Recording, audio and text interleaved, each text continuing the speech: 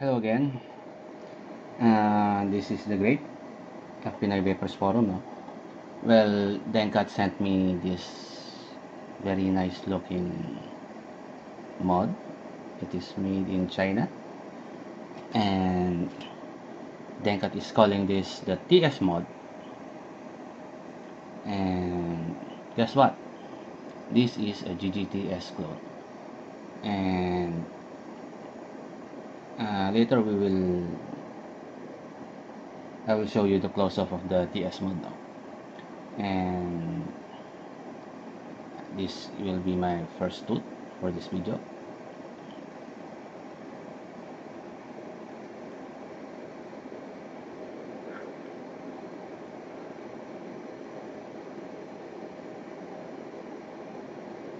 It is a good performing China mod, and this is the TS mod from Denkat.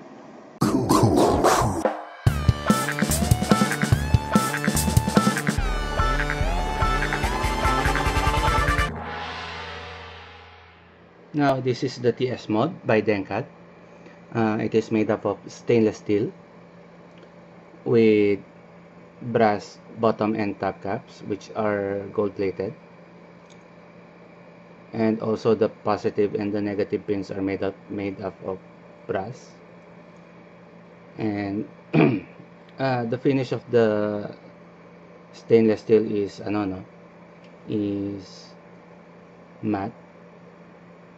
It is not glossy like the GGTS, and it has no engravings.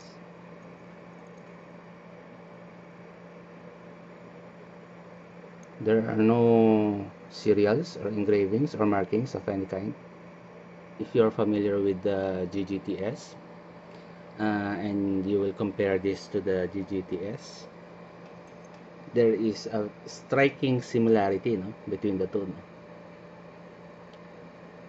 As you can see, almost all the parts of the GGTS is similar with the TS of Denkat. Well, the only difference is the switch, like this one, and the gold plating at the bottom and at the top cap of the TS mod. So hindi ako magdadwell into fully disassembling this unit. As you can see, this is the 18650 configuration of the TS, and if we will compare it to another 18650 mod, which is, for example, this one, the Pisces, you will definitely see kung gaano kalaki yung TS. If you will compare the length of the two, this is how big the TS is compared sa Pisces, which is an 18650 tube mod. So if we will enumerate the different features of the TS by Denkat, it has its own airflow control, and this is the airflow control ring, and it has these 4 airflow holes for the airflow control. So if you are going to use a 901 or a 510 atomizer, definitely magagamit mo tong airflow control na to. So if you want a tighter draw, all you have to do is to close up the 4 airflow holes, tulad ng ganyan. So this one is totally closed, so totally tight siya. And if you want fully open airflow, all you have to do is to rotate the airflow ring to adjust the airflow.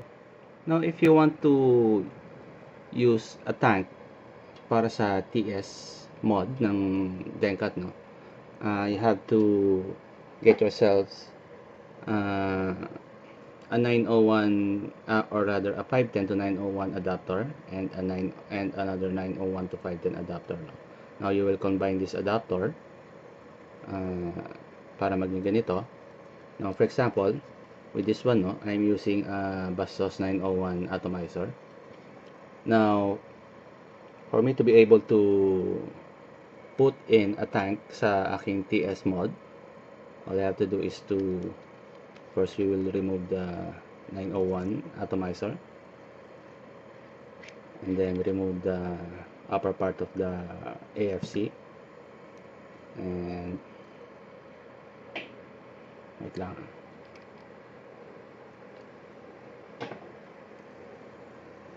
This is the adapter for the 901, no? We will remove this one also, no? This is not included sa TS mod, no? So we will put in the 510 to 901 and the 901 to 510 connector. Okay, then after doing that, we will replace the top part of the AFC, and then after doing that, makikita natin yung 510 connector, no, which is now extended sa top part nung TS mod. Now malalagyan na natin siya ng ating paboritong tanks. For example, we can put in the OD drip, the OD in extended mode, and the OD tank in 5 ml, and we can also put in any Genesis tank na we want, no, sa ating TS mod. So this is an easy fix. Now if you're going to use Genesis tanks, no, the airflow control ay hindi na siya gagana because the airflow of the Genesis tanks ay nasa side ng top cap na ng mga Genesis tanks. Now for the tanks like the OD, no, wherein which nasa ilalim yung airflow, definitely gagana na yung airflow control ng TS mod by Dencat. Now for the bottom cap, it is made up of brass, which is also gold plated, and as you can see, no, the gold plating is mirror finish. Nakikita mo na yung camera ko. And also the negative contact is made up of brass, and this is the tensioner for the battery, no. Now ito lang ang ayoko sa sa TS mod. I wish they have made use of at least a gold plated spring or a copper spring for a better conductivity, no. Now ang purpose itong spring na to is if you are having problems with the spacing of the battery, no, you can readjust the spring to a certain height para mahawakan niya na yung battery. Now in my case, I don't want to use this spring. I am just going to throw this spring away, and then ilalagay ko na siya as is sa aking TS mod. Now these are the vent holes, no. It is also similar to the GGTS, and the vent holes, yung maraming vent holes na yan, lumalabas sila dito sa side ng bottom cap.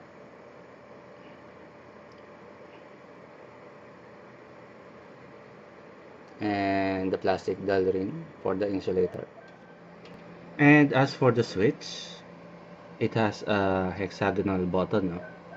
And it also has lock ring. So if you want to lock your mod, all you have to do is to unscrew the lock ring.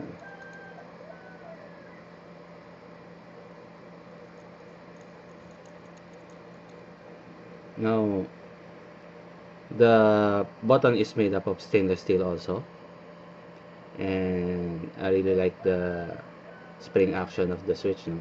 It has a short throw and malambot siya. Now you can press this very easily, no?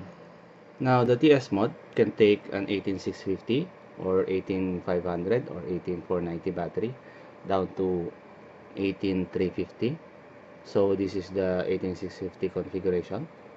If you want to use an 18500 battery, just remove the upper part of the sleeve, this one. Now this is the 18650, no? And then we put in an 18500 battery. Now we leave out this this upper part of the sleeve, no? And then we screw in the top part of the TS mod.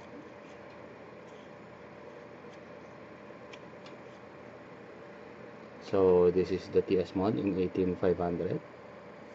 If you want a smaller mod for the 18350 battery, you just put in the 18350 and then readjust the inner sleeve.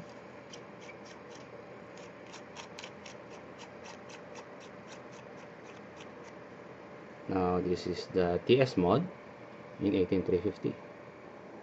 Well, that is the close-up of the TS mod. Now I'll show you how it performs.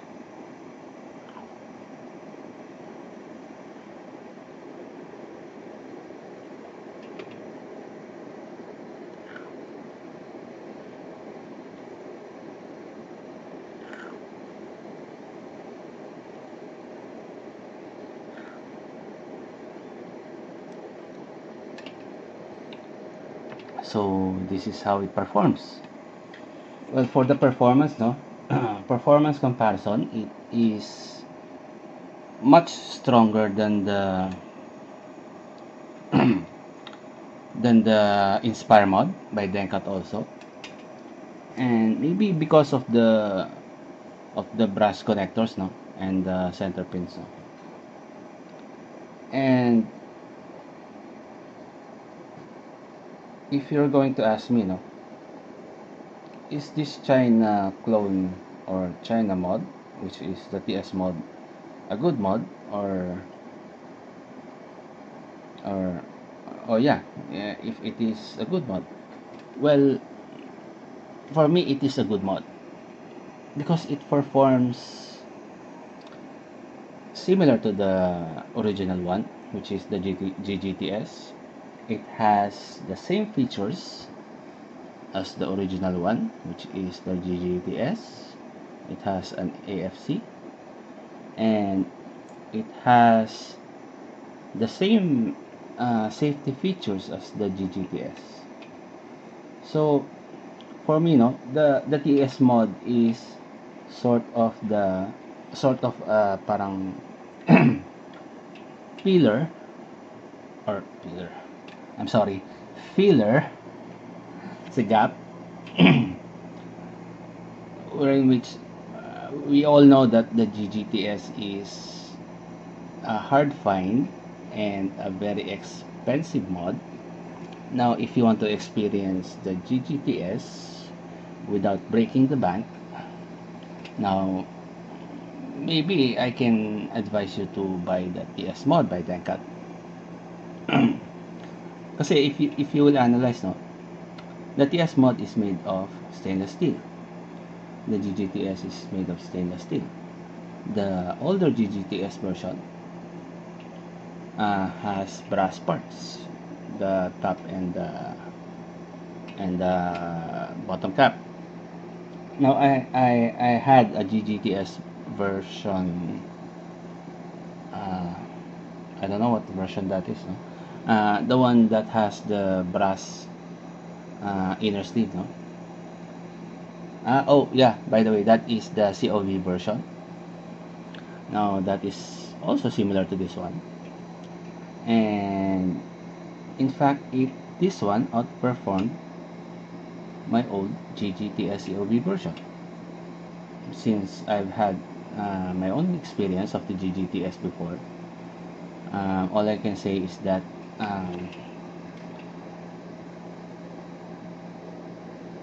I might, for me, no, if I live in the Philippines, where in which GGTS is no longer available, I might buy this one, or definitely I will buy this one, no, just for the sake of experiencing the GGTS.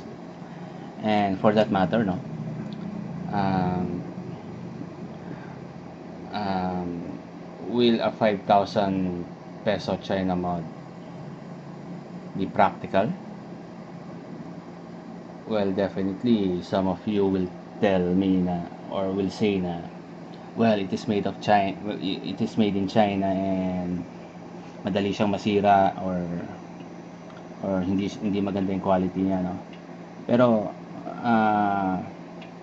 nung nakita ko tong TS mod, and I compared it to the quality of the GGTS, um, the quality is not the same, but the features, the performance, the safety, and also the experience is the same. And for me, no, after inspecting the parts, the materials that they've used, I'll definitely say that this is one heck of a sturdy mod. It is very durable in my opinion, because it is made up of stainless steel na.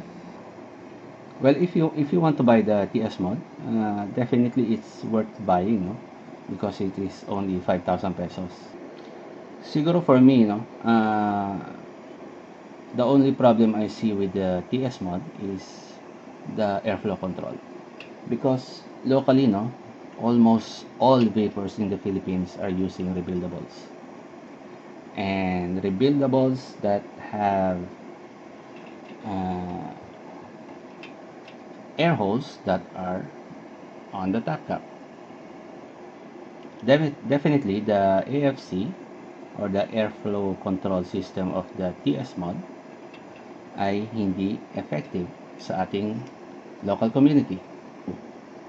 Maybe we can ask Denkat, no, to release a stealth cap, which will be more appropriate for our local community, no? So that's it for the TS mod by Denkat.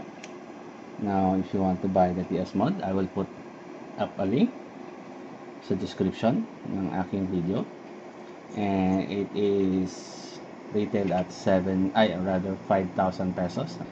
And so this is Prince Rivera, aka The Great, at Pinoy Vapors Forum, and keep on vaping and have a good day.